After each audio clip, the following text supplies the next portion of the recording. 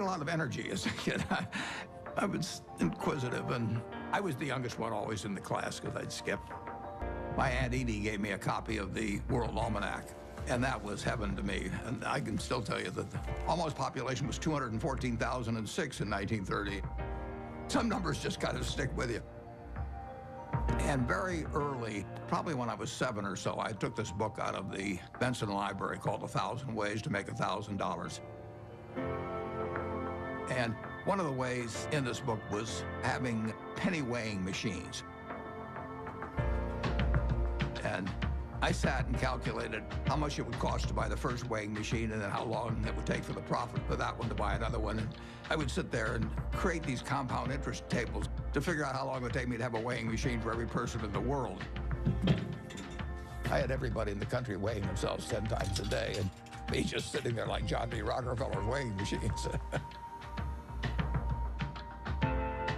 The allowance when I was a little boy was a nickel a week, but I liked the idea of having a little more than a nickel a week to work with, and I went into business very early. I started selling Coca-Cola door to door. I sold gum door to door, or sold Saturday Evening Post, Liberty Magazine, Ladies Home Journal, you name it.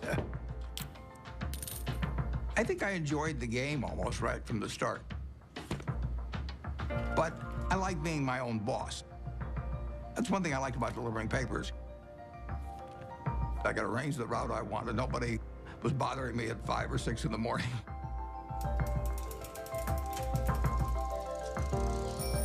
I was delivering 500 papers a day, and I made a penny a paper, but in terms of compounding, that penny turned into something else.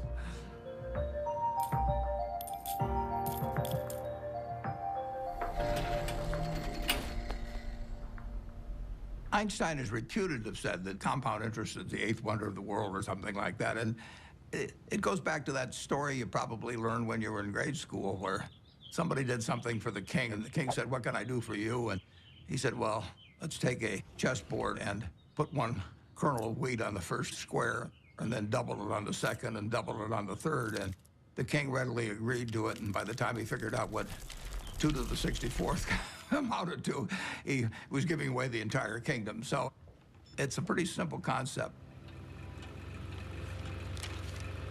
The first books I read on investment were actually in my dad's office.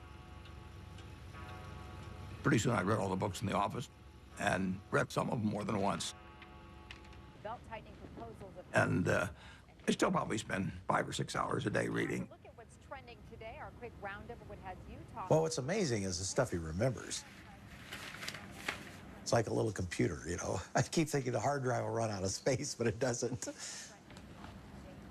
In the nation, the only permanent way to prosperity is a balanced budget. You have heard Congressman Howard L. H. Buffett, Republican member of the House of Representatives from Nebraska, speaking at... When I was about 12 or 13, we moved to Washington, my family, and I was mad. I was having fun in Omaha. I lost all my friends, and now I moved to a town where they were all strange. So I was very, very unhappy.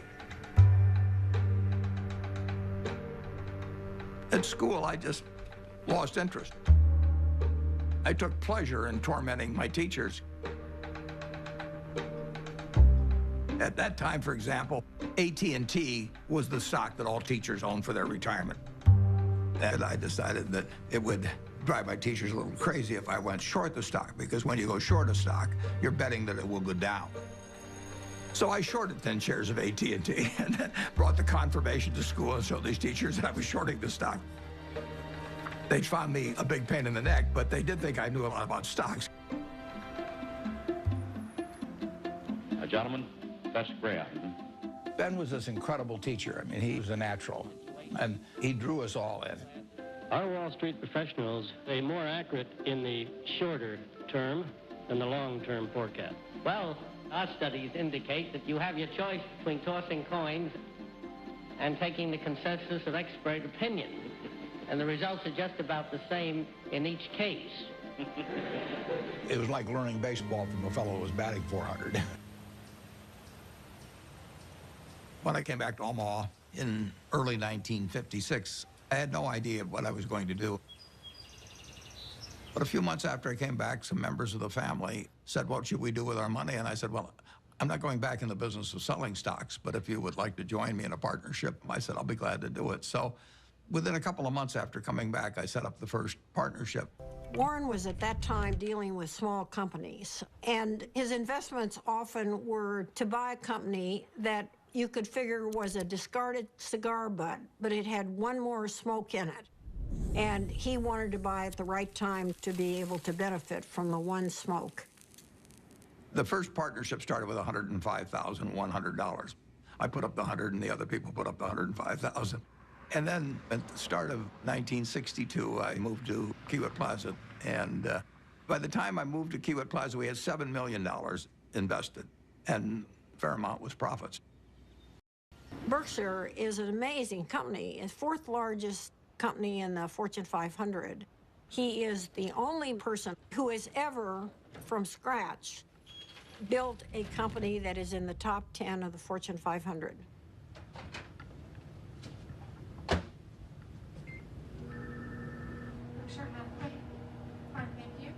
Well, Berkshire is a holding company of sorts.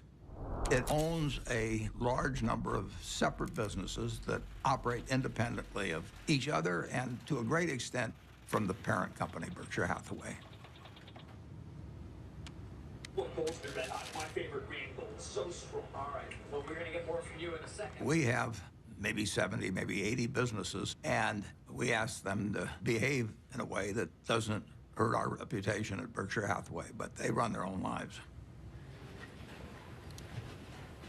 Other people do most of the decorating of the office, so various things come in. Originally, when I moved in 1962, you can see this. I went down to the South Omaha Library, and I think for $1, I got 7 copies of old New York Times from big times like the Panic of 1907. This is one, 1929, obviously. But I wanted to put on the walls days of extreme panic in Wall Street, just as a reminder that anything can happen in this world. I mean, it's instructive art, you can call it.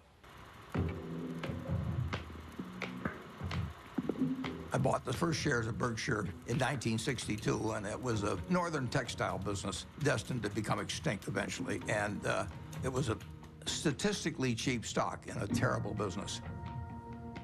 Berkshire Hathaway was closing mills, and as they closed mills, it would free up some capital, and then they would repurchase shares. So I bought some stock with the idea that there would be another tender offer at some point, and we would sell the stock at a modest profit. And at one point, the management asked me at what price we would tender our stock, and I said $11.50. And the tender offer came out a few months later, and it was at $11 3/8, which is 1/8 of a point cheaper. And that made me very mad, so I just started buying more stock. I just felt that I'd been double-crossed by the management, and in May of 1965, I bought enough so we controlled the company, and we changed the management.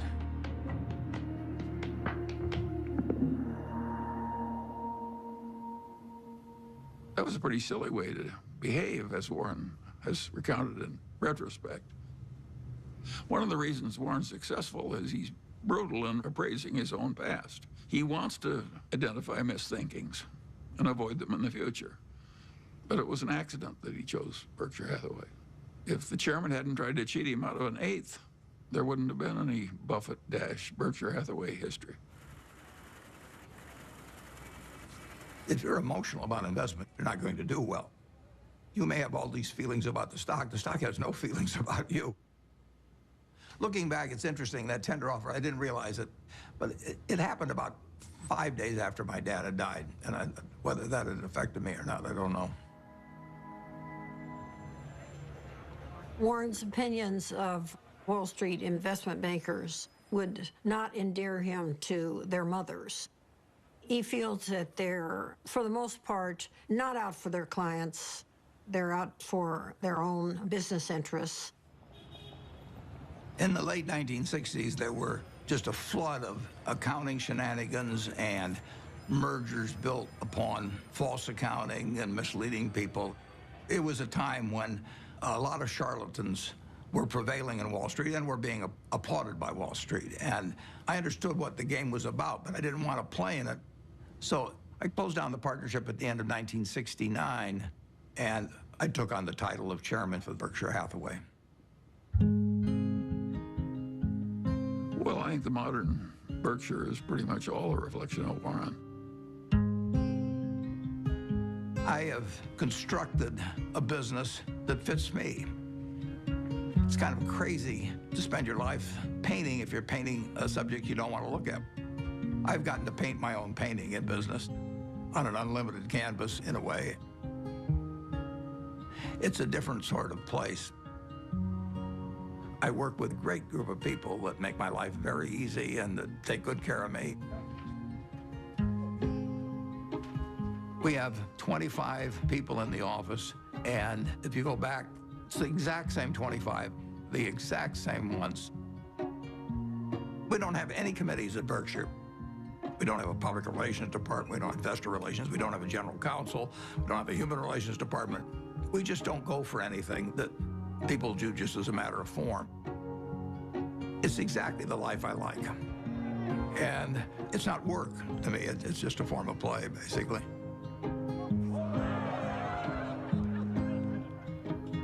Everyone wants to hear what Warren Buffett has to say. Berkshire shares have increased more than 2,000% in value, one of the largest market capitalizations in the world, and it could grow a lot larger since Warren Buffett shows no sign of slowing down. So how did he do it? By investing in what he knows and understands. Good old-fashioned American brands like Coca-Cola, Fruit of the Loom, and Dairy Queen. What inspired you? This inspired me. Find what you like. Is that what Yeah, absolutely. Today, the Coca-Cola Company will sell almost 2 billion 8-ounce servings of one form or another of Coca-Cola products. Now, if you get an extra penny a day, a penny a serving, that's $20 million a day. That's $7.3 billion a year from 1 penny more. Who's got the most $100 bills these days? Well, his name is Warren Buffett in this country, and he has just displaced his friend Bill Gates as the richest businessman in the world.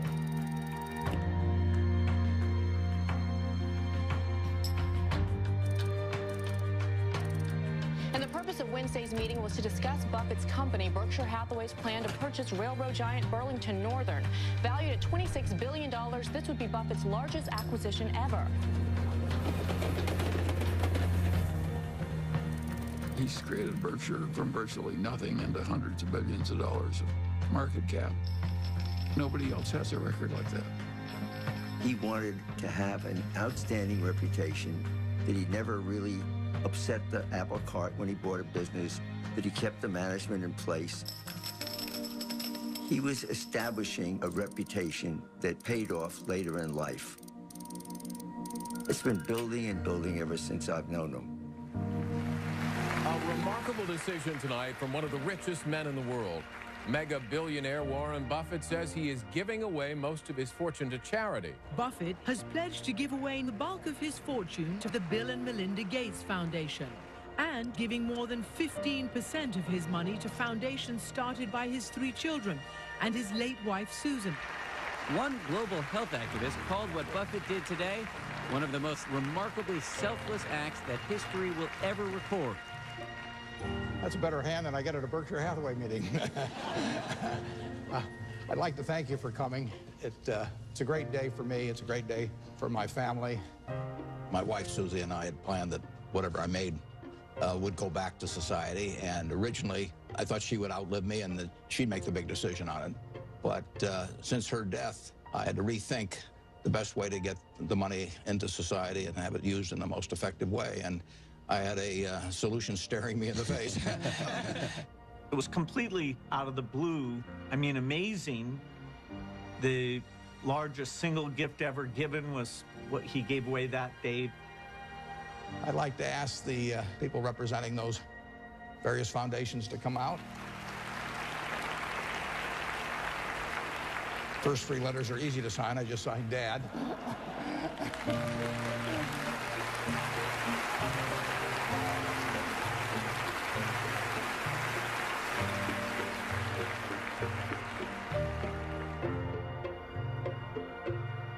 When he wrote the letter to us, he put something in that letter that was incredibly important to me, which was exactly how our foundation behaves, which is if you're gonna try to bat 1,000, you won't do very many things that are important. But if you're willing to basically strike out a few times, you can really change something big. ICCN! Well, I feel terrific about the fact that my 3 children each run a separate foundation that combines their special interests, whether it's early education or whether it's farming in areas where people's techniques for using small plots of land could use a lot of improvement. All kinds of ways, vaccines, you name it. More powerful than Buffett's gift is the message he's sending to other wealthy Americans, that those who have the least in this world should benefit from those who have the most.